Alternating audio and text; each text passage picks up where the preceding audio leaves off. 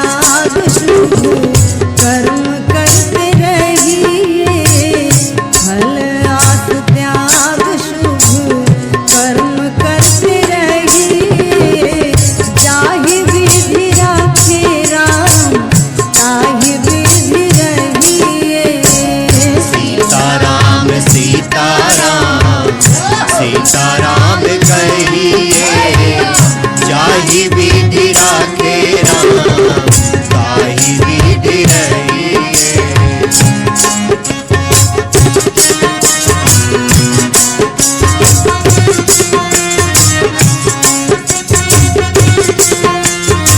जय सिया राम। सब सुख लहे तुम्हारी सरना, तुम रक्षक काहू को डरना। हनुमान जी की प्रसन्नता से सब संभव हो जाता है जीवन में। हनुमान जी कृपा कर दें तो भक्तों के लिए कुछ भी असंभव दुर्लभ नहीं रहता। और जो हनुमान जी के भक्त हैं, साधक हैं, वो दूसरों का कल्याण करने में भी तत्पर हो जाते हैं हनुमान जी कृपा से। ऐसे ही एक सिद्ध संत से आपकी हम मुलाकात करा रहे हैं। हालांकि एक बार आपने पहले भी आपको देखा है। स्वागत है आपका। जय सिया राम। और बाबा जी श्री पंचायती अखाड़ा महानिर्वाणी के आप संत हैं जी। और यहाँ पे गाज़ियाबाद के पहले हिंडन है और वहीं के आप हनुमान जी का मंदिर है, वहीं के आप महंत हैं, आदरणीय श्री महंत मच्छेंद्रपुरी जी महाराज जी। स्वागत है आपका। जय सिया राम। जय श्री राम। बाबा जी, आपको तो भक्तों ने पहले भी देखा है और अभी भी देखिए, दिसंबर के हम लोग महीने में बैठे हैं और काफ़ी ठंड है अभी दिल्ली में। मुझे लगता है कि 9-10 टेम्परेचर है इस वक्त भी। आप पे ठंड का असर नहीं है और गर्मी के मौसम में भी हमने देखा है कि जेठ की तपती दोपहरी में आप धुनी रमाते हैं, यानी अग्नि जला करके आप साधना करते हैं। तो ये शक्ति, ये ताकत कहाँ से मिलती है बाबा जी? मैं इस ताकत को हनुमान जी की मानता हूँ जी। कि हनुमान जी महाराज की ताकत है और इन्होंने मुझे अपनी शरण में लिया। मैं बड़ा भाग्यशाली हूँ। और यदि संत कोई बनता है, संत को हर तरीके से तैयार रहना चाहिए, भजन के लिए, तप के लिए और तो धर्म युद्ध के लिए भी, हर तरीके से। अच्छा।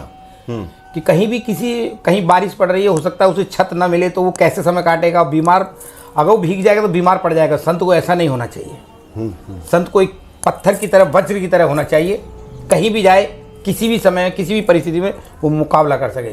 और ये सब जो कुछ होता है, ये हनुमान जी महाराज की आशीर्वाद है।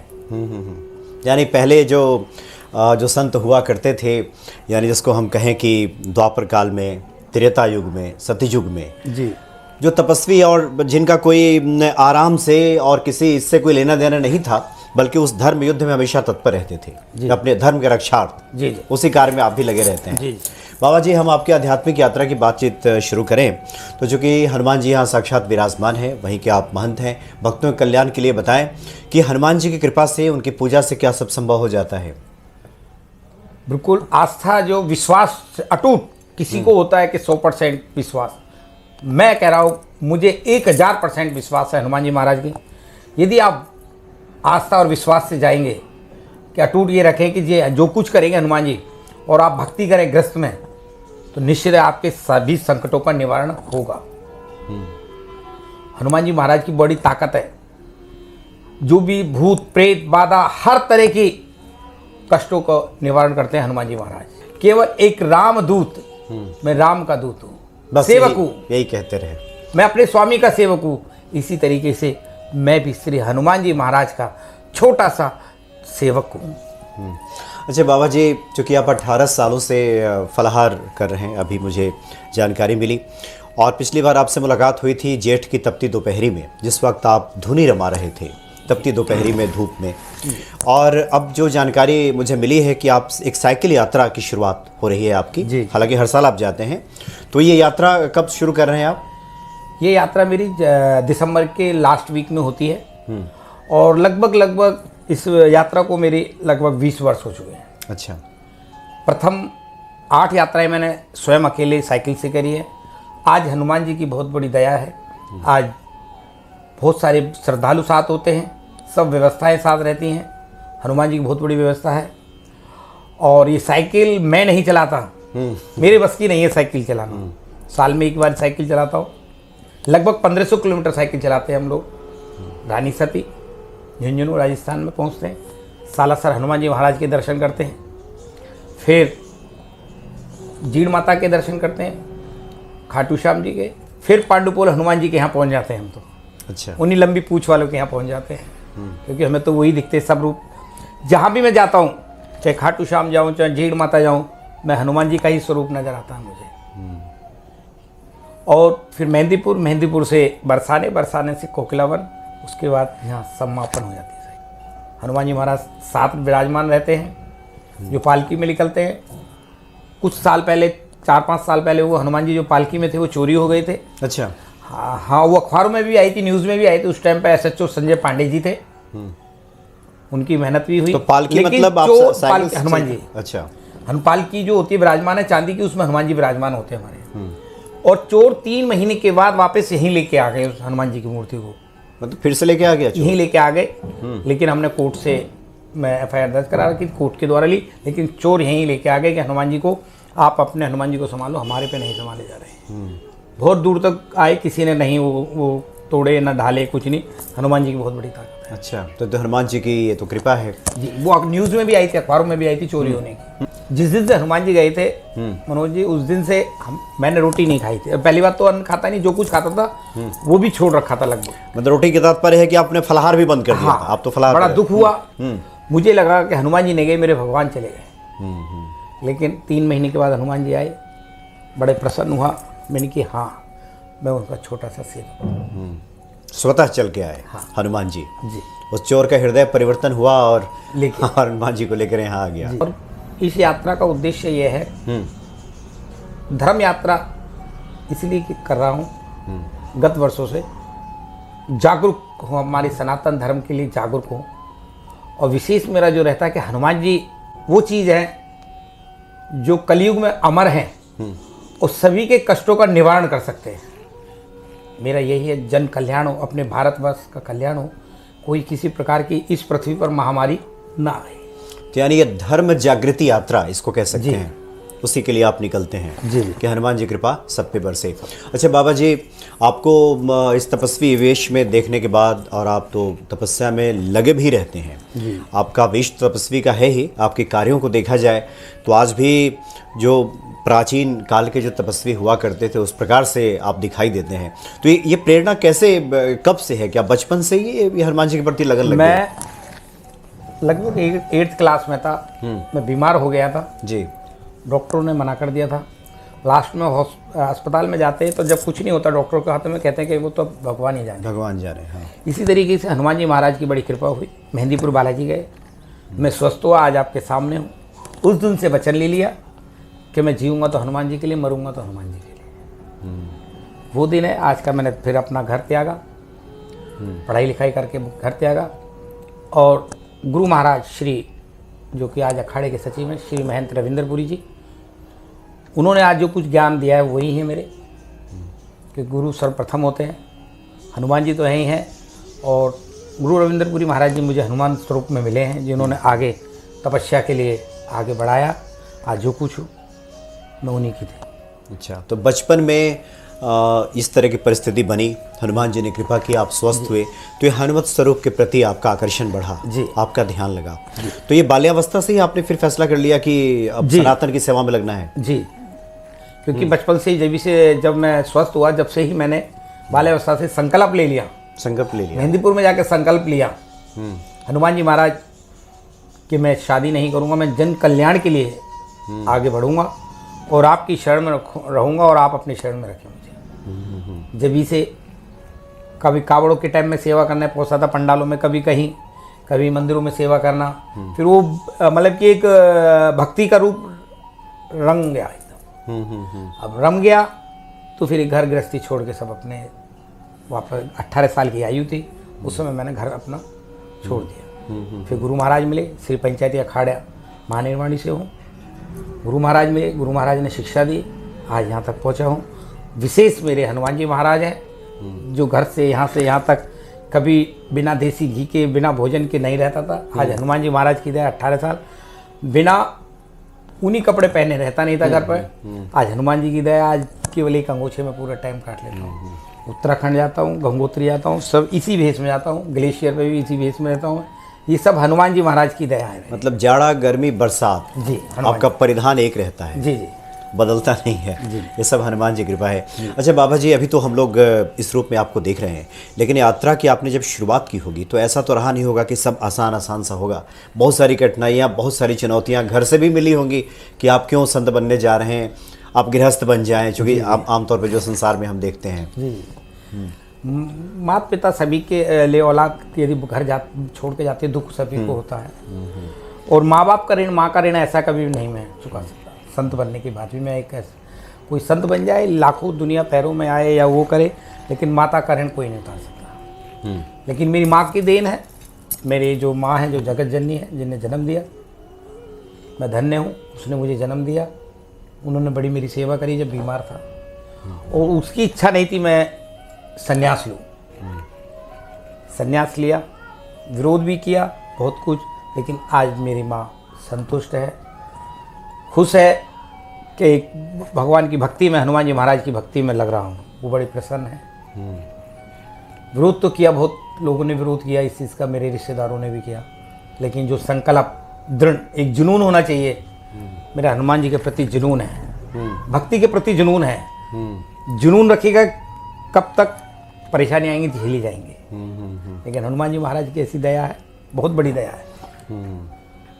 उन्हीं की आज देन हूँ मैं, जो तपस्या सब कुछ कर रहा हूँ, जो कुछ है उन्हीं। गोस्वामी जी ने लिखा भी है कि पुत्रवती युवती जग सोई, जाकर पुत्र राम भक्त होई। यानी पुत्रवती तो वही है जिसका बेटा राम का भक्त बन जाए। तो इस तरह से इस यात्रा की आपकी शुरुआत हुई और फिर आगे बढ़ते गए। तो बाबा जी, अगर आपके बारे में जो जानकारी मिली, और ख़ास करके इस क्षेत्र के अन्य संतों से जब मेरी बातचीत होती है, तो आपका लोग जिक्र करते हैं कि बहुत सारे जो संत हैं वो तो आत्मलीन रहते हैं, आत्मा के उद्धार में लगे रहते हैं, लेकिन आप हैं कि सनातन का कैसे उद्धार हो, हिंदू धर्म का किस तरह से पुनरुद्धार हो, किसी प्रकार कोई आँच ना आए, ये भाव कैसे जगा आपके भीतर? सनातन धर्म को देखते हुए आज की देश की जो हालात चल रहे हैं, जो षड्यंत्र रचे जा रहे हैं जगह जगह, कोई रामायण पे उंगली उठाता है, रामचरितमानस पर उंगली उठाता है, कोई संतों पे उंगली उठाता है, कोई किसी भी सनातन धर्म से जुड़ी हुई चीज़ों पर उंगली उठाते हैं। इसी को देखते हुए अब मैं खाली भजन करूँ, भजन करना चाहिए, लेकिन जन कल्याण भी बहुत जरूरी है। यानी मन आहत होता है इससे। बड़ी ठेस पहुंची, कोई कुछ कह रहा है, कोई कुछ कह रहा है, और जैसा आज का माहौल चल रहा है मनोज जी, आप सब जानते होंगे, माहौल बहुत खराब हो चुका है। तरह तरह के षड्यंत्रों के द्वारा संतों को फंसाया जा रहा है, कहीं किसी को फंसाया जा रहा है, कहीं सनातन धर्म पर घातक हमले हो रहे हैं। आप देश की स्थितियाँ बाहर की भी देख रहे हैं। इसी को देखते हुए कि हम लोग नागाओं के वंशज हैं, आद्य शंकराचार्य जी ने हमारी स्थापना करी थी। नागा हैं हम लोग, आर्मी से पहले हमें फौज कहलाया जाता था नागा। और सनातन धर्म पर जहाँ जहाँ उंगली उठती थी वहाँ युद्ध का कार्य करते थे। पहले उससे कोशिश करते थे, उसे समझाते थे, समझ में नहीं आती तो युद्ध के लिए ललकारा जाता था। आज वो फिर समय आ रहा है।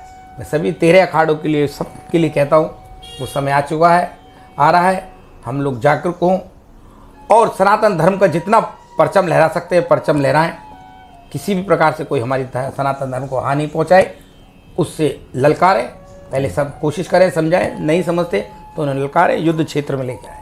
हम उसके लिए तैयार हैं। मैं भी इसी तरीके से बनाऊं। मैं भी पहले एक बड़ा शांत वातावरण, पहले सोचता था माला ही जपते रहो, लेकिन हनुमान जी महाराज ने भी युद्ध करा है।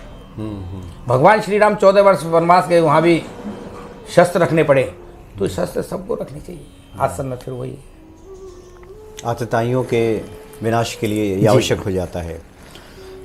राक्षस जो होते हैं, राक्षस क्या होते हैं? राक्षस कोई भयानक या डरावना चेहरा नहीं होते।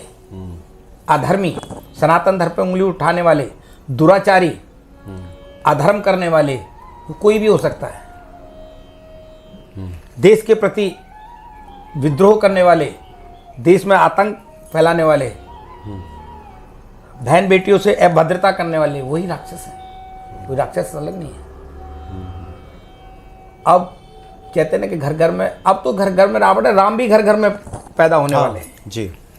राम भी बहुत पैदा होने वाले घर घर में, जो कि इन असुरों का संहार करेंगे। वो स्वयं साक्षात आगे हनुमान जी चलेंगे। जी जी। अच्छा बाबा जी, चूँकि आमतौर पे इस क्षेत्र के लोग आपको जानते भी हैं कि जब भी आप इस तरह के पुनरुद्धार के कार्य में लगते हैं सनातन की रक्षा के लिए, तो कई बार आपके लिए भी बड़ा अप्रिय स्थिति पैदा हो जाती है। आपको भी बहुत सारे इस तरह की बातों को झेलना पड़ता है। जी हाँ, यहाँ के क्षेत्र के हिसाब से बहुत कुछ हुआ है, और सनातन धर्म के नाम से धर्म के लिए मारने की धमकी, कभी कई बार, अभी जल्दी पिछली साल लगभग हम 14 दिन की जेल काट के आए सनातन धर्म के लिए। कुछ जो विरोधी हैं उन्होंने इस तरीके से कार्य करे। हम मेरा ये कर्तव्य है, जो मंदिर पर आएगा हिंदू, यदि बहन बेटी आएगी उनके साथ कोई छेड़छाड़ होगी या किसी प्रकार की होगी, बिल्कुल सहन नहीं करेंगे। उसके लिए हम आगे का हमारा स्वतंत्र है भारत और कानून व्यवस्था है, कानून के तरीके पर से लड़ेंगे, यहाँ नहीं तो और आगे भी पहुँचेंगे। और वो अब तो ये है कि अब राम राज्य है ये यूपी, क्योंकि योगी राज है, योगी राज है, संभव है। लेकिन कुछ फिर भी कुछ ऐसे दुराचारी हैं जो इस कार्य को करना चाहते हैं। लेकिन योगी जी जो चीज़ है, मैं समझता हूँ कि वे अयोध्या में हनुमान स्वरूप बन के आए हैं। मतलब चुनौतियाँ भी काफ़ी हैं। हाँ, चुनौतियाँ काफ़ी हैं और संतों को काफ़ी कुछ काम करना है। अच्छा बाबा जी, आपने कहा कि बहुत सारे लोग ऐसे हैं जो धर्म ग्रंथों पे उंगली उठाते हैं, रामचरितमानस को लेकर बोलते हैं। आपसे भी कुछ लोग ऐसे मिल जाते होंगे जो नासमझ लोग हैं। उनका ये कहना होता है कि जब हनुमान जी सर्वसमर्थ हैं तो फिर सब चीज़ों को ठीक क्यों नहीं करते। तो ऐसे लोगों को क्या संदेश देंगे कि क्या हनुमान जी स्वयं आएंगे, या फिर जैसे आपने कहा कि अब तो हर घर में अब राम पैदा हो रहा है। देखिए मनोज जी, हनुमान जी महाराज अमर हैं इसमें, और एक भारतवर्ष अपना ऐसा है जहाँ सभी भगवानों को पूजा जाता है, और कलयुग में केवल हनुमान जी अमर हैं जी। और जहाँ जहाँ श्री राम की चर्चा या राम सीताराम का जाप होता है वहाँ हनुमान जी अवश्य पहुँचते हैं। लेकिन उन दुराचारियों को भी लिए हनुमान जी साक्षात ना आके किसी न किसी संत के रूप में, किसी मानव के रूप में, किसी न किसी रूप में वहाँ पहुँच जाते हैं, उसका इलाज बन जाता है। हनुमान जी इलाज मानते हैं। यदि कोई गलत करेगा, रामचरितमानस तो एक ऐसी चीज़ ग्रंथ है, शायद आपको भी जानकारी हो, सभी को जानकारी होगी, क्योंकि आप तो भक्ति भाव में हैं मनोज जी। रामचरितमानस का पाठ का जो पाठ है, जहाँ भी होता है वहाँ स्वयं हनुमान जी अवश्य आते हैं किसी रूप में। और आज भी बनारस में, अब तो पता नहीं, में बनारस में पत्थरों पे लिखी गई है, क्योंकि सारे ग्रंथों को नीचे रखा गया, रामायण को सबसे नीचे रखा गया, ताले लगाए गए अंग्रेजों के समय पे। और जब देखा सबसे सर्वप्रथम जब सुबह ताले खोले गए तो रामायण सबसे ऊपर आ गया, ऊपर। रामचरितमानस ऐसा है, यदि उसका उत्तरकांड पढ़ ले जो भी, किसी सत्संग में जाने को महिला की जरूरत नहीं है, सब कुछ उसी में है। सभी प्रश्नों का उत्तर मिल जाता है जी। जो सबसे आखिर का जो उत्तरकांड है उसमें सब मिल जाता जी। है। जी जी। अच्छा बाबा जी, चूँकि व्यक्ति जब चुनौतियों का सामना करता है, जैसे कि आप करते हैं, तो सिर्फ आप तो माला लेकर बैठे नहीं रहते, आप तो धर्मोद्धार के लिए लगे रहते हैं। बहुत सारी चुनौतियां आपके सामने आती होंगी। कुछ आप भक्तों के साथ साझा कर रहे हैं जहां आपको लगा हो कि ये तो बहुत विषम परिस्थिति थी और यहाँ हनुमान जी ने सब संभाल लिया, उबार लिया। कुछ समय, काफ़ी वर्ष, 3-4 वर्ष हो गई, हमारी एक शोभा यात्रा निकलती है बड़ी, हनुमान जी महाराज की पालकी निकलती है गाजियाबाद में। अच्छा। दूसरे नंबर पे व्यवस्थित तरीके से लगभग 5 से 6 हज़ार लोग रहते हैं, उस महिलाएं 3 हज़ार रहती हैं। हनुमान जी महाराज मेरे पास जब पालकी निकल गई, भंडारा होना था अगले दिन, मात्र 500 रुपये रह गए। तो मैं फक्कड़ साधु हूँ, 500 रुपये रह गए। वो 500 रुपये रहने के बाद सामान आना था 1 लाख का। हनुमान जी महाराज से एक ही बात कही थी मैंने कि हनुमान जी, मैं तो कोई नहीं, मैं तो संत हूँ, संत बनते हम तो बेइज्जती कराने के लिए बैठे हैं, कोई नहीं। लेकिन हनुमान जी महाराज, आपको आके कार्य करना है, पैसा नहीं है मेरे पास। मैं ये नहीं कहता बैंक बैलेंस बना देना, लेकिन जो मैंने कितनी आपने औकात बना दी है कि मैं कहीं से उधार उठा लूँ तो उसको दे दूँ। लेकिन हनुमान जी महाराज की ऐसी बड़ी कृपा हुई, सामान आ गया, सब आया। उसके पश्चात जो सामान आया, उधार आया, जहाँ दरबार बाहर लगता है कीर्तन में, मनोज जी सत्यता है ये, हनुमान जी महाराज जी की सौगंध खा के कहता हूँ, मात्र 10 से 20 हज़ार रुपये आता है। उस दिन 1.5 लाख रुपये आया। अच्छा। ये साक्षात, और क्या चाहिए मुझे, चाहिए सब व्यवस्था उसने निपटा दी। यानी जहाँ सिर्फ 500 रुपया था, 1 लाख खर्च की आवश्यकता थी जी, और वहाँ उससे ज़्यादा की व्यवस्था हनुमान जी ने कर दी। और मैं जेल में रहा, वहाँ सुंदरकांड पाठ करता रहा मैं। मेरा नियम था वहाँ सुंदरकांड पाठ करना प्रतिदिन। अच्छा। हाँ, मेरा वहाँ भी जागरण, ये नहीं है कि मैं कोई भगवा, कोई मैं उपद्रवी हूँ। मेरा ये है कि आप सनातन धर्म की शिक्षा अवश्य लें। जी जी। तो वहाँ भी मेरा कार्य था कि जो मेरा काम है, संत के काम है कि प्रचार करना सनातन धर्म का, वो मेरा काम था। मैंने जेल में भी वही करा। मैंने सुंदरकांड करवाए लोगों को बिठा के। अच्छा, वहाँ जो कैदियों को? हाँ, कैदियों को सुंदरकांड कराता था बैठ के, मेरे साथ करते थे। शनिवार को चालीसा का पाठ करते थे 11 बार, सब तरीके से बढ़िया। और चोला चढ़ाते थे हनुमान जी का, बैठते थे सब लोग। और वहीं के वो आपस में पैसे इकट्ठे करते थे, जो भी किसी से वो प्रसाद भी इकट्ठा करते, प्रसाद बांटते थे। बड़ा मन लगता था।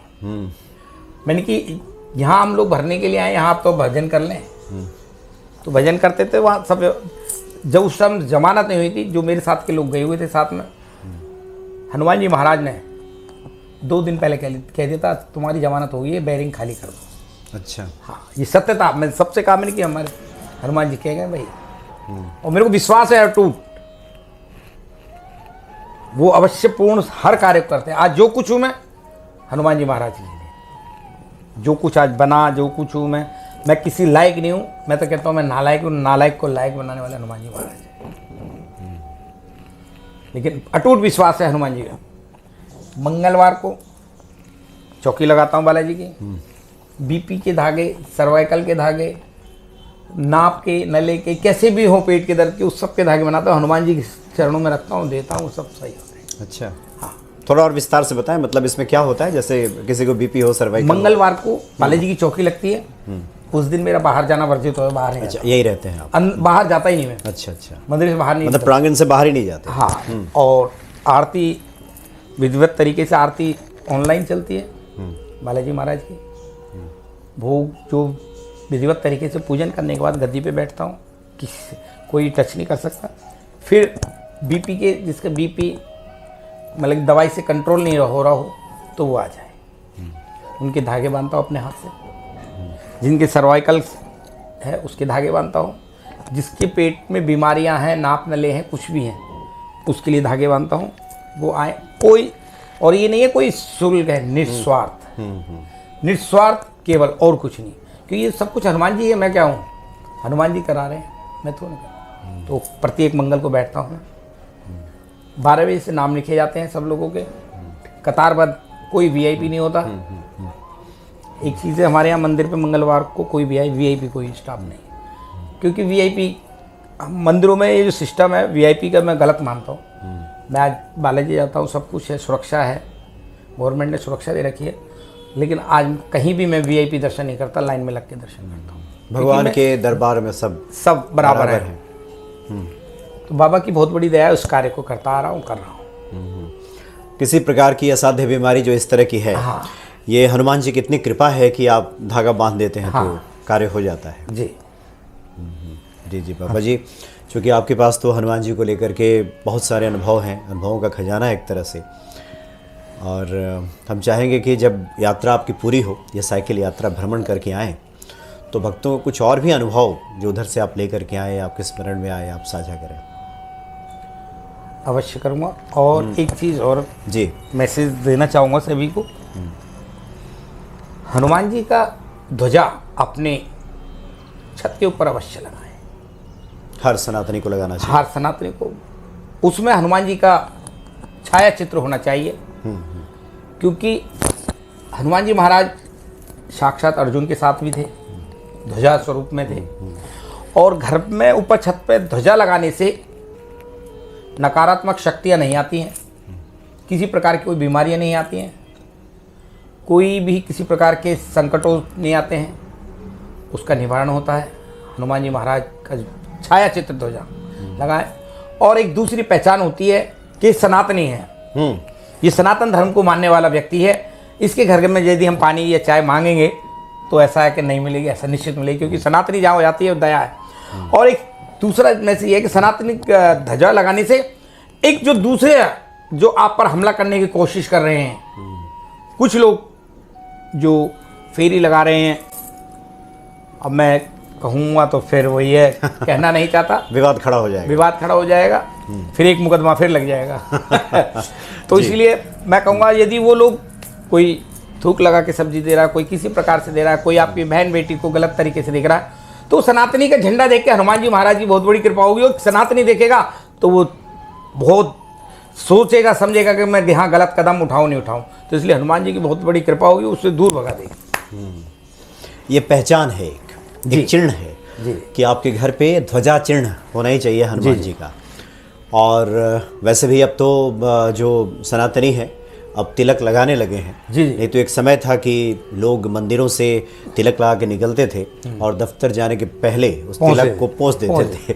ये कम से कम अब चीज़ें अब दूर हो रही युवा जगह है। युवा जगह है। जी, जी। और अब गर्व के साथ ये लगा रहे हैं आप। और यूपी में तो देखो जी राम राज्य है। योगी जी जो हैं, फिर कह रहा हूँ मैं, वो हनुमान स्वरूप में भेजा है यूपी के लिए। हिंदुओं का अस्तित्व बचा है, हिंदू जागरूक हुआ है। कोई भी अधर्मी, कोई एक विशेष जाति से नहीं, कोई भी अधर्मी है, उस पर कंट्रोल हुआ। बहन बेटी सुरक्षित हुई हैं क्योंकि ये राम राज्य है यूपी, राम का राज्य है। और योगी जी आने वाले भविष्य के प्रधानमंत्री हैं।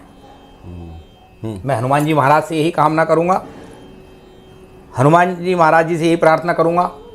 अभी मेरा उन्हीं के लिए एक आयोजन चलने वाला है मेरे 15 जनवरी के बाद, योगी जी के लिए, कि योगी जी, हनुमान जी महाराज इतनी कृपा करें योगी जी पर कि वो आने वाले प्रधानमंत्री बने भविष्य में। अच्छा, जैसे आपकी क्योंकि प्रार्थना। भारतवर्ष में पूरे में राम राज्य हो।